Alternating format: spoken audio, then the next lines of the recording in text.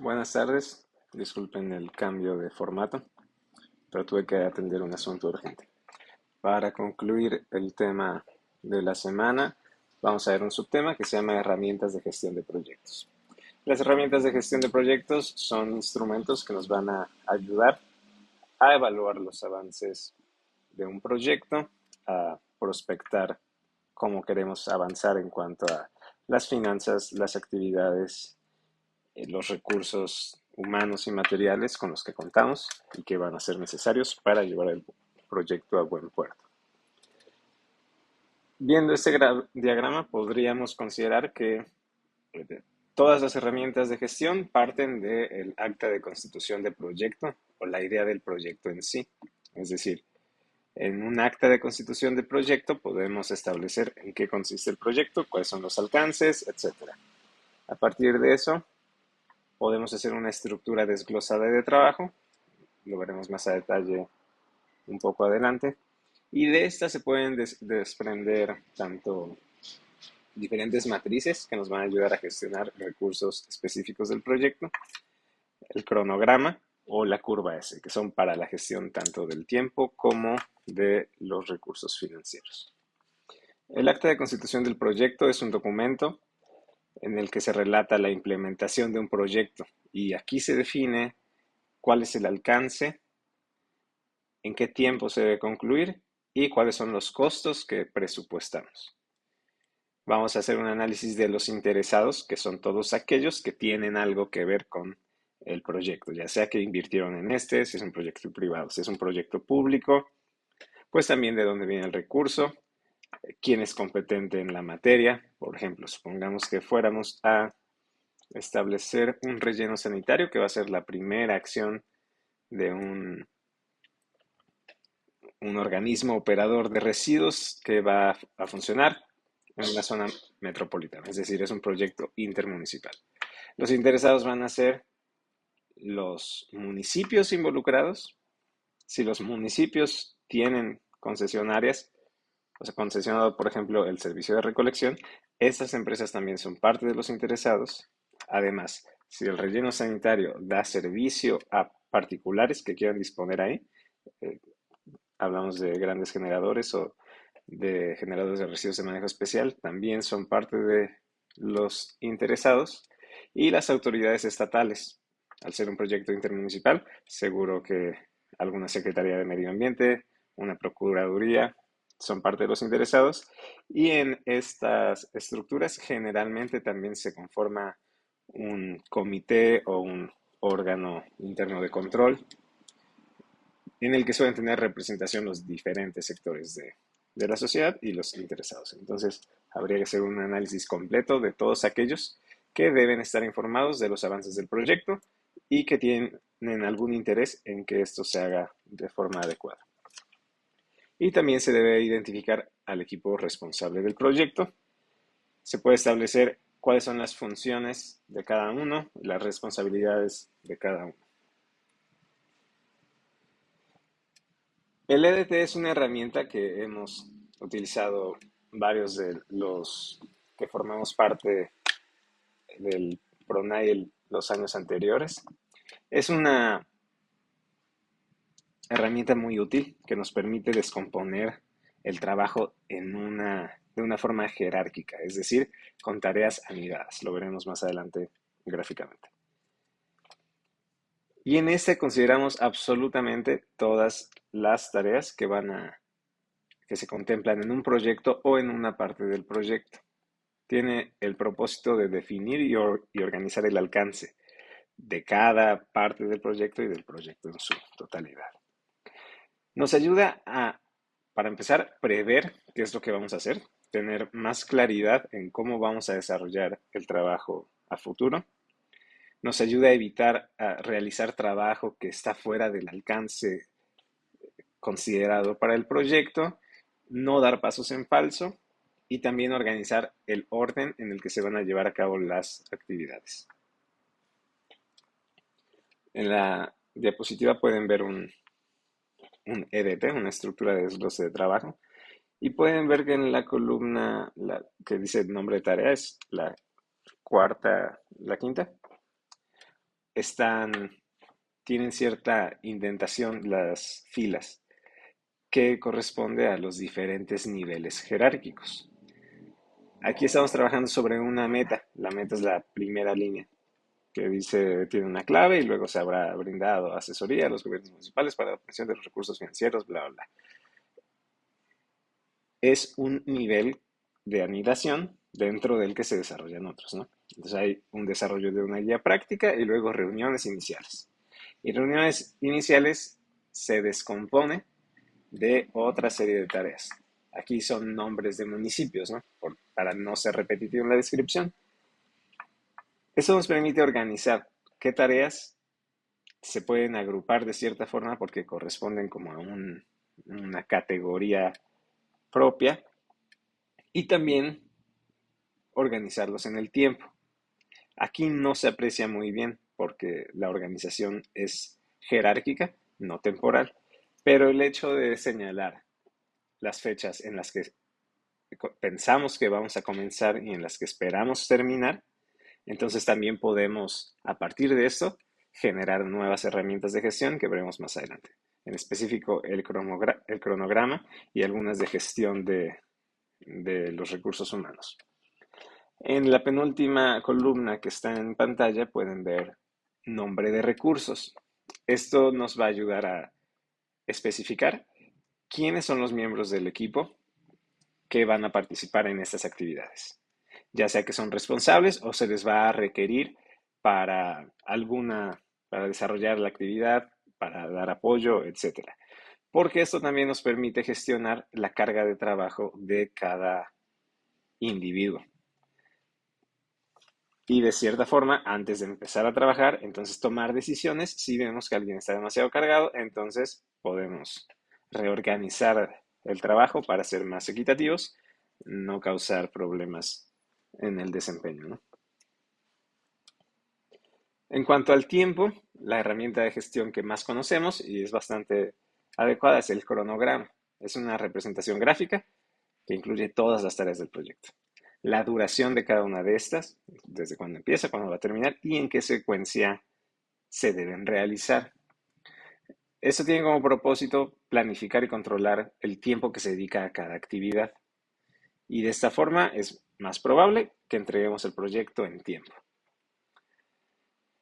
Nos permite planificar más eficientemente y nos permite considerar las actividades críticas. Ver el cronograma, ya sea si lo vemos en tabla o si lo vemos como en esta imagen, podemos identificar algunas tareas que son predecesoras de otra. Es decir,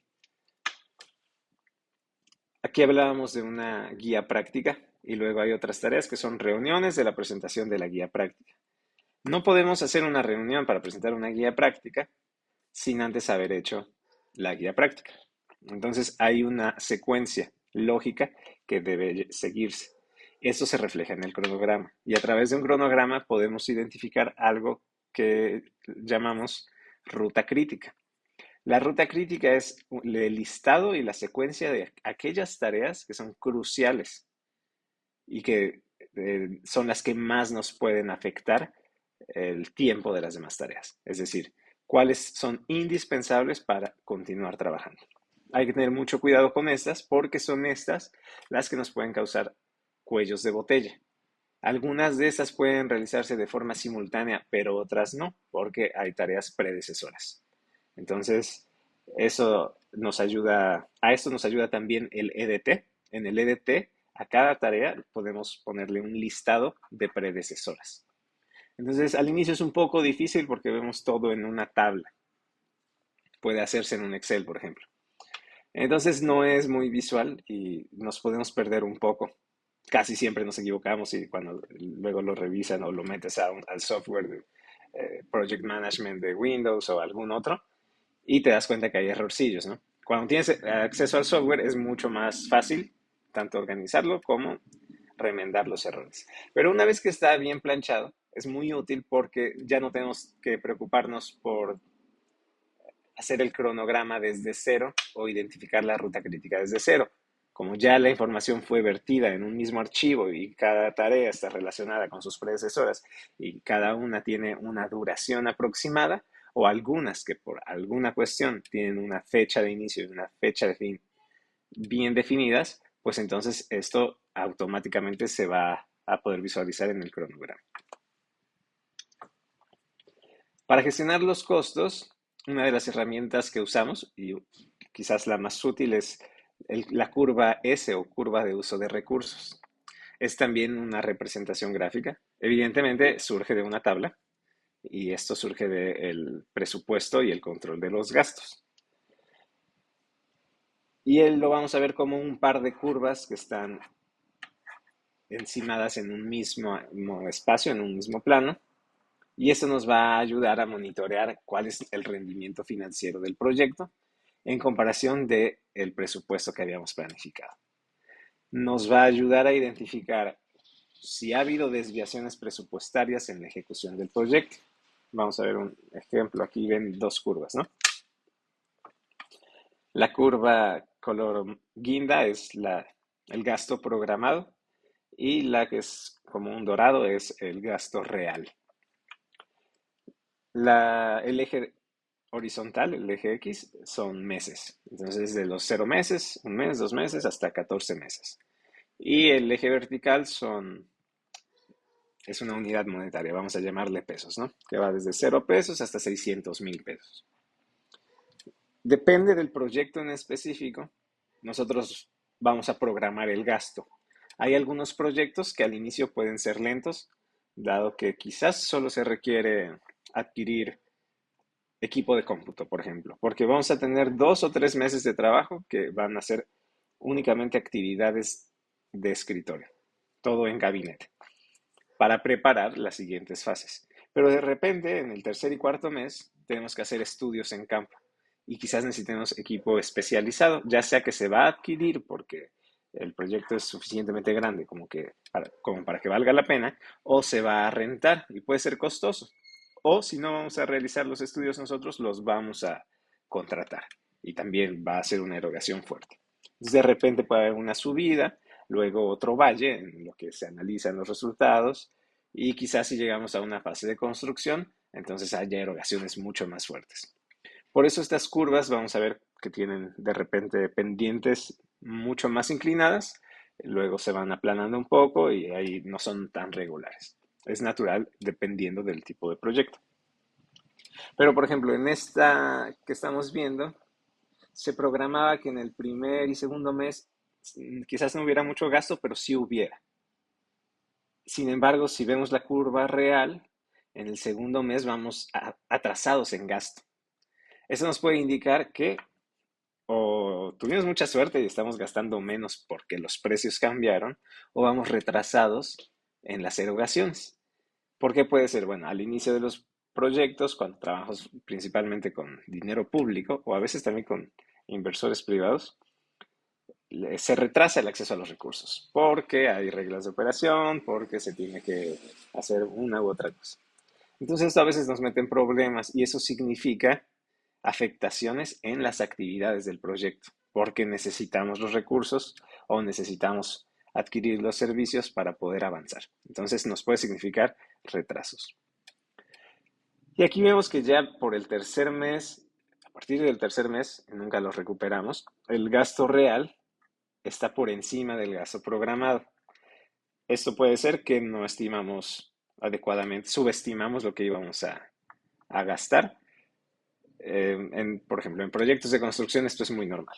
Vamos a hacer un relleno sanitario, estamos quizás haciendo la excavación, todo va muy bien y de repente encontramos una zona del predio donde hay piedra.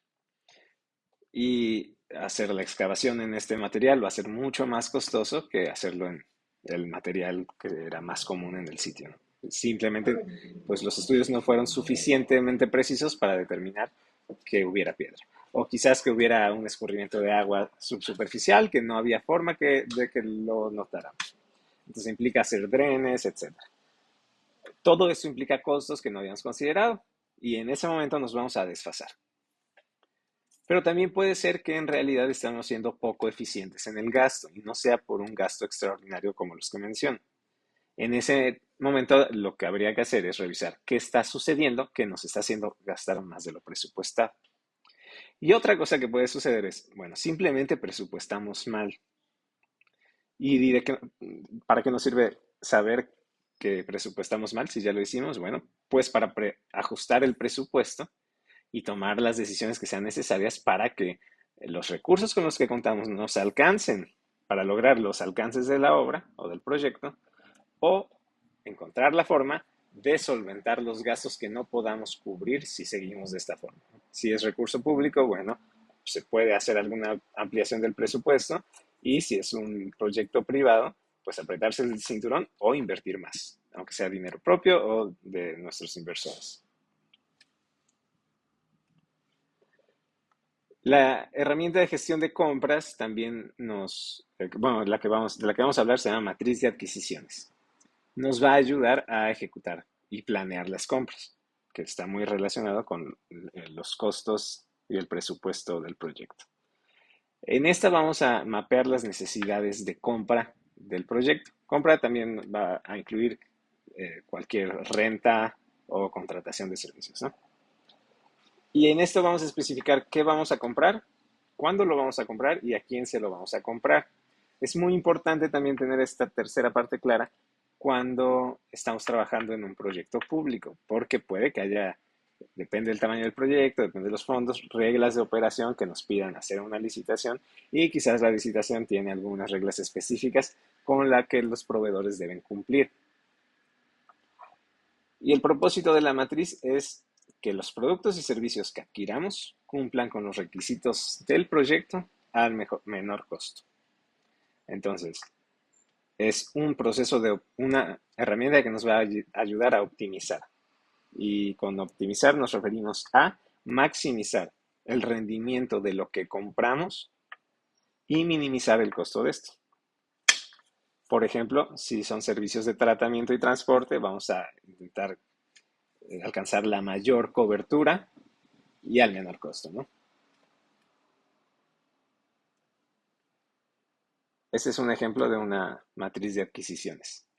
Y la podemos relacionar con las actividades del EDT, ¿no? Cada actividad del EDT tiene un código, es numérico, y algunas de estas requerirán la adquisición de equipo, ¿no? Por ejemplo, aquí el código de EDT 4.3.6 tiene como entregable un reporte de estudio geotécnico.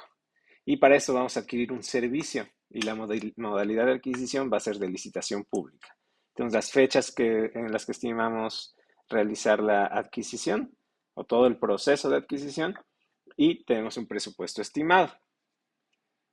Para la siguiente actividad, que es un estudio topográfico, vamos a adquirir bienes. Quizás se van a comprar las herramientas, el equipo para realizar el estudio, porque tenemos personal que nosotros mismos lo podemos realizar. Va a ser una contratación directa, quizás el monto es muy pequeño, y las fechas estimadas, el presupuesto que serían 90,000 pesos. Algo similar al reporte de estudio hidrológico sería adquirir servicios a través de una licitación pública. Tenemos las fechas estimadas y el presupuesto estimado. Esta matriz también informa a la curva S, porque es parte del presupuesto estimado. Algo muy importante y muy difícil de gestionar, y que muchas veces en la preparación o la propuesta de proyectos no tenemos en cuenta, son las herramientas de gestión de riesgos. En este caso vamos a hablar de la matriz de riesgo. La matriz de riesgo nos ayuda a identificar, evaluar y priorizar riesgos según algunos criterios. ¿Qué tan probable es que ocurra el riesgo para el que estamos gestionando y cuál sería el impacto si ocurre? Es decir, por ejemplo, en un ámbito cotidiano, estacionar un automóvil en un lugar donde no deberíamos, ¿no? Junto a una acera donde hay un letrero que dice aquí no te estaciones, pero tienes prisa y tienes algo que hacer y es de cierta urgencia. ¿Qué tan probable es que me vea un agente de tránsito, llame a una grúa y se lleve mi coche? Esto puede variar, ¿no? lugar a lugar. Bueno, si es muy poco probable, probablemente muchos se animen a hacerlo. Y el impacto, ¿qué tan grande es? Dices, bueno, si me va a salir quizás en, no sé, 1,000 pesos, puede que valga la pena si lo estoy dejando por un motivo urgente. Si el impacto fuera mayor, si es bueno, es muy poco probable que se los lleven, pero si se los llevan son 100,000 pesos, a pesar de que sea poco probable, sería muy raro que alguien lo haga, porque si le toca que lo cachen, pues entonces tendrá que pagar un precio muy alto que no valdría la pena, ¿no? Con esto podemos minimizar potenciales problemas que impactarían negativamente el proyecto. No podemos adivinar lo que va a suceder, no todo lo podemos prever, pero vamos a minimizar las cosas malas que podrían retrasar o de plano truncar el avance del proyecto. Es importante porque nos va a ayudar a identificar posibles desafíos ambientales, de regulación, técnicos, sociales, y también nos permite desarrollar estrategias para abordarlos. Si sabemos que un riesgo es altamente probable y que el impacto es importante, no nos vamos a conformar con únicamente identificarlo, ¿no? Vamos a planear. Ok, bueno, sabemos que es probable que esto suceda, tenemos que estar preparados para ello. ¿Cómo lo vamos a hacer? ¿Cómo lo vamos a gestionar una vez que se presente? La matriz se ve de esta forma. Vamos a tener la primera columna, que es un número, es un simple identificador. La siguiente columna es una razón de C sobre P. Y el tipo de riesgo, o lo vamos a clasificar como si es un riesgo técnico, si es un riesgo de alcance, es un riesgo de cronograma, etcétera. Y aquí tenemos varios ejemplos, ¿no? Por ejemplo, el primer riesgo es un riesgo técnico y es la necesidad de implementar nuevas tecnologías en los estudios de los sitios de disposición final.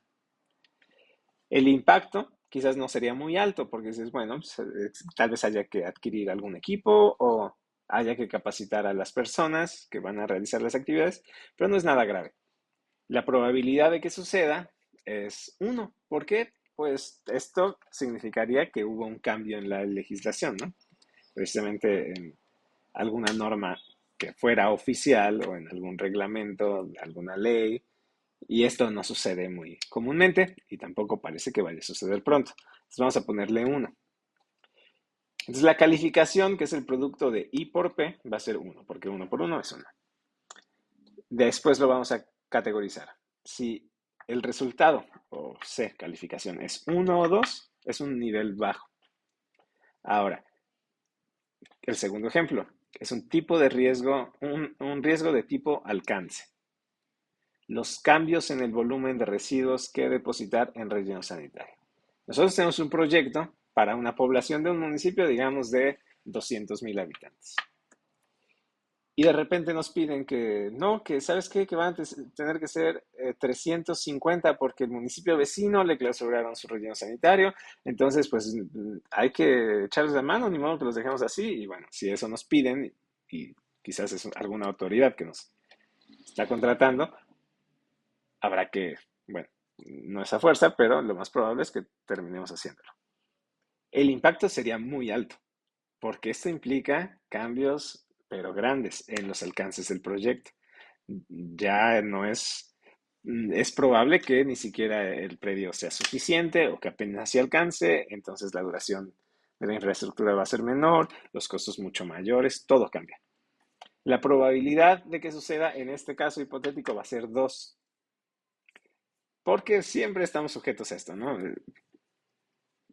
Supongamos que hubo durante la ejecución del proyecto o en las primeras fases un cambio en el gobierno estatal, es decir, una nueva administración, y pues con nuevas ideas, si quiere ayudar a su municipio favorito, quizás es de ahí el gobernador, y a fuerza quiere meterlo en el proyecto. La calificación sería 6 porque 3 por 2 es 6. Entonces, si el valor es de 6 a 9, lo vamos a considerar alto. Y un tercer ejemplo es un tipo de riesgo, un riesgo de tipo cronograma. Y ese sería retrasos en la erogación de recursos financieros por parte de autoridades gubernamentales. Nadie, no creo que alguien diga que esto no nos afecta. Este es un 3 seguro en impacto. Porque si no tenemos dinero, pues no podemos adquirir recursos, no podemos pagarle a los colaboradores, no podemos hacer prácticamente nada.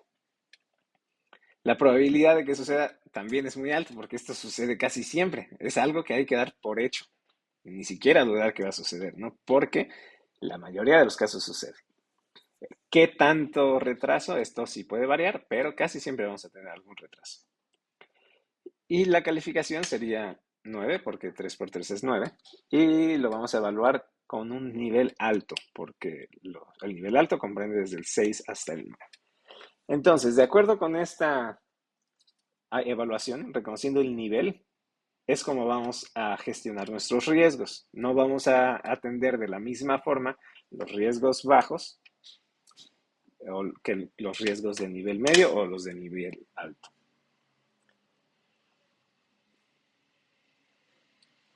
Por ejemplo, si tenemos un riesgo de nivel alto, que son estos que van de 6 a 9, como el del ejemplo anterior, que era el retraso en la erogación de recursos.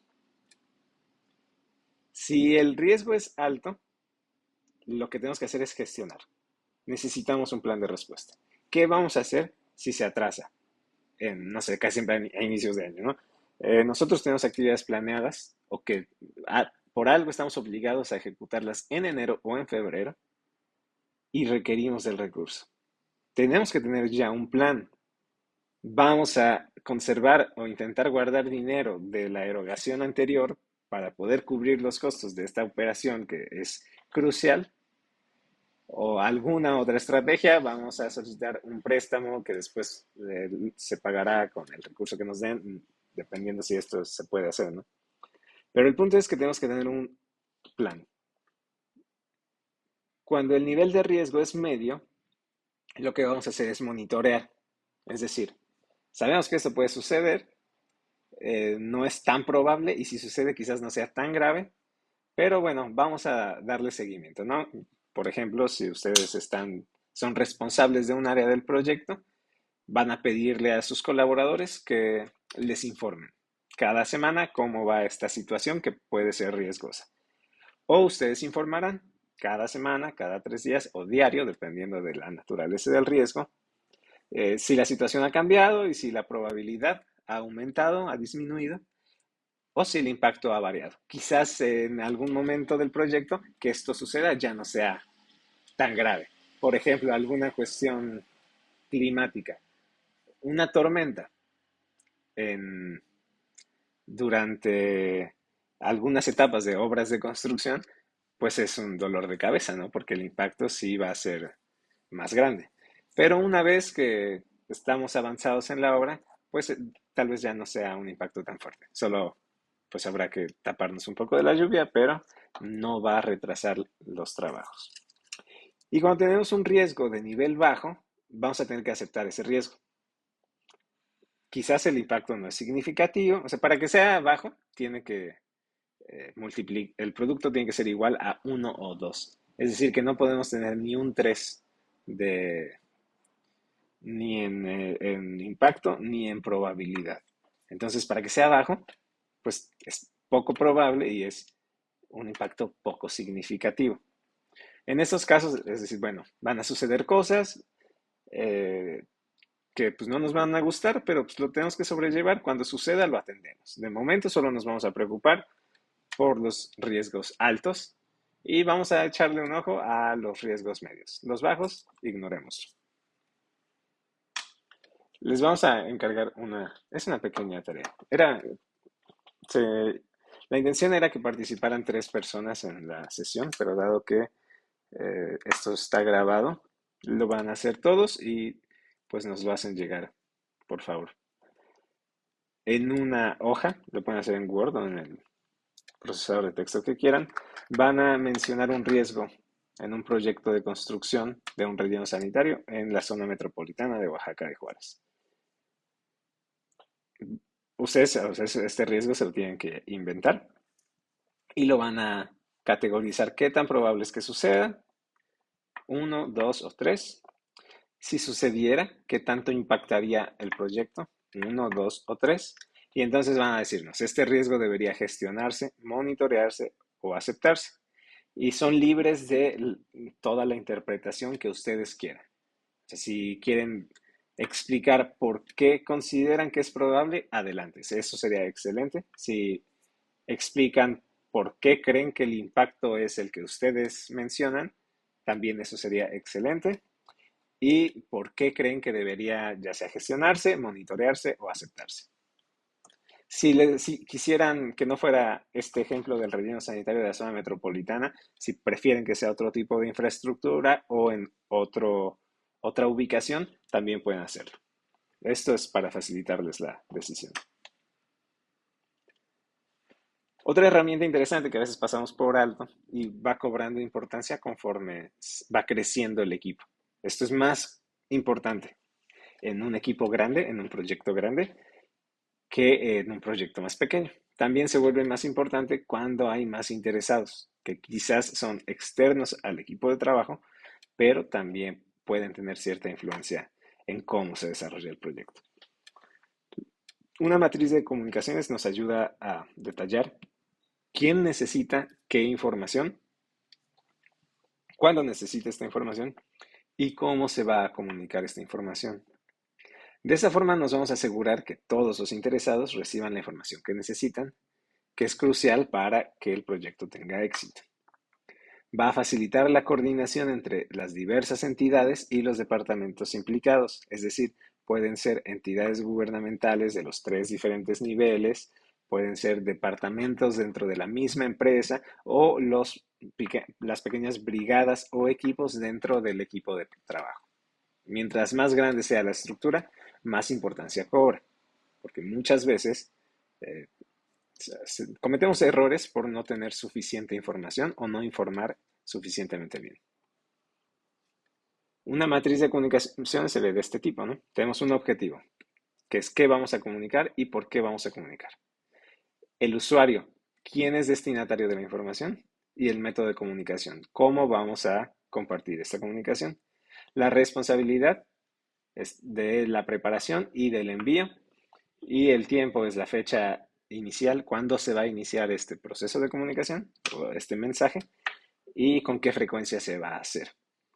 Entonces, un ejemplo es el reporte de avance del proyecto.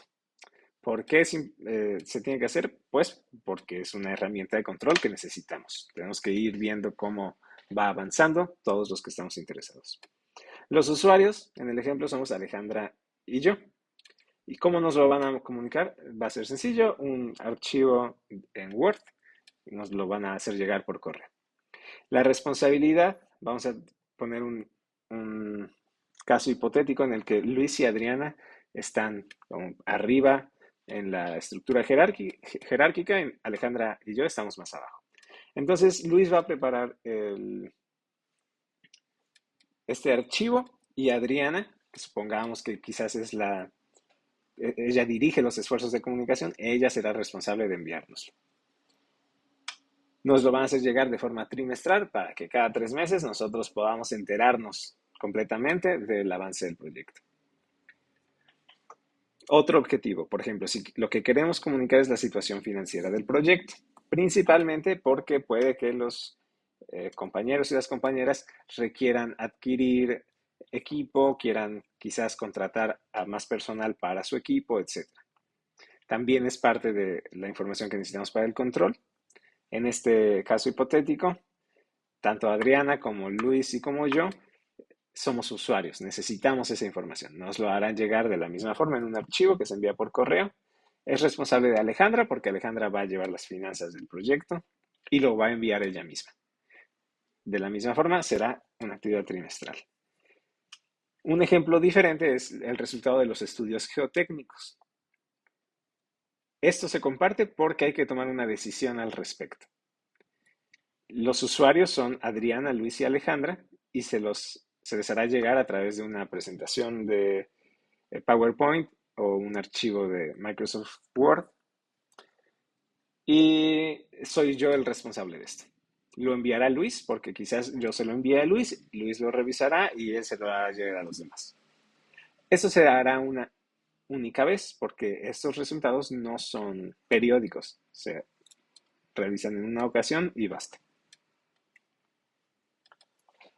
Para los recursos humanos hay otra matriz que es muy interesante, le llaman RACI, y esta nos ayuda a clasificar las responsabilidades de los interesados en 4 categorías: el responsable o los responsables, la persona que autoriza, la persona consultada y la persona informada. Esto para cada una de las actividades del proyecto. El propósito de la matriz es tener claro qué rol y qué responsabilidad tiene cada quien en el proyecto. Y nos ayuda a asegurarnos que todas las tareas del proyecto estén asignadas y entendidas las responsabilidades por todo el equipo. Este es un ejemplo. Tenemos varias actividades y tenemos los nombres de 4 miembros del equipo: Adrián, Alejandra, Luis y yo. La primera actividad es la proyección de los residuos sólidos para disposición final, es decir, el volumen que va a llevarse a un sitio de disposición final. El cálculo lo va a hacer Alejandra. Ella es responsable. Sin embargo, Adriana y Luis, que son quienes están un poco arriba en la jerarquía, van a aprobar estos resultados. Y yo no tengo mucho que ver en esta actividad, entonces a mí solo me van a informar. Una vez que tengan avances, que tengan quizás un resultado y haya sido aprobado, me van a pasar el chisme. Oye, mira que la proyección de residuos salió en tal. Ah, bueno, quizás en algún momento me sirva para tomar una decisión, pero no es crucial que yo lo apruebe.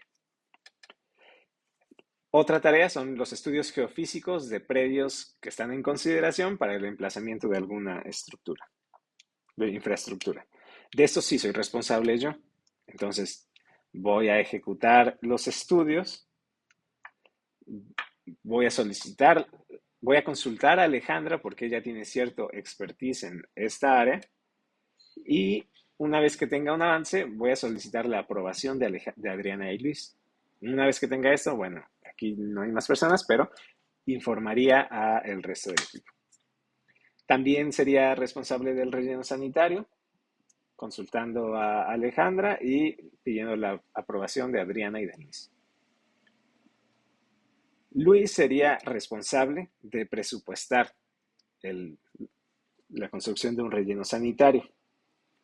Adriana sería quien lo aprobaría y nos informarían a Alejandra y a mí para estar enterados de cómo van las cosas. Y el último ejemplo, que es el proyecto ejecutivo, es inverso a este. Sería Adriana la responsable de conformar el proyecto ejecutivo, Luis daría el visto bueno y Alejandra y yo únicamente seríamos informados. Esta matriz nos ayuda mucho a ver qué le toca a quién y a quién tenemos que informar, porque esta es una parte que es más fácil que olvidemos. Pero con esta herramienta y la herramienta de matriz de comunicaciones, pues podemos asegurarnos de que todos estén siendo informados de lo que necesitan saber para que sigan adelante con sus actividades. Aquí hay un par de elementos de bibliografía que pueden consultar si quieren saber un poco más sobre esto. Y si tienen dudas, pueden preguntarnos en el chat el lunes, o sí, el lunes estaría bien y las resolvemos si tenemos un tiempo durante la sesión o directamente en el chat. Por favor, recuerden la actividad, que sería referente a la matriz de riesgos. Mencionar un riesgo, si quieren 2 o 3, pues perfecto. En algún proyecto, aquí se propone uno, pero ustedes pueden elegirlo. ¿Qué tan probable es que suceda? Expláyense. Si sucediera, ¿qué tanto impactaría el proyecto? También expláyense. ¿Y qué harían con ese riesgo?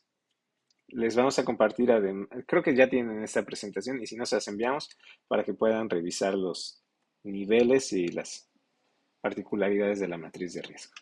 Bueno, me despido y nos vemos el lunes.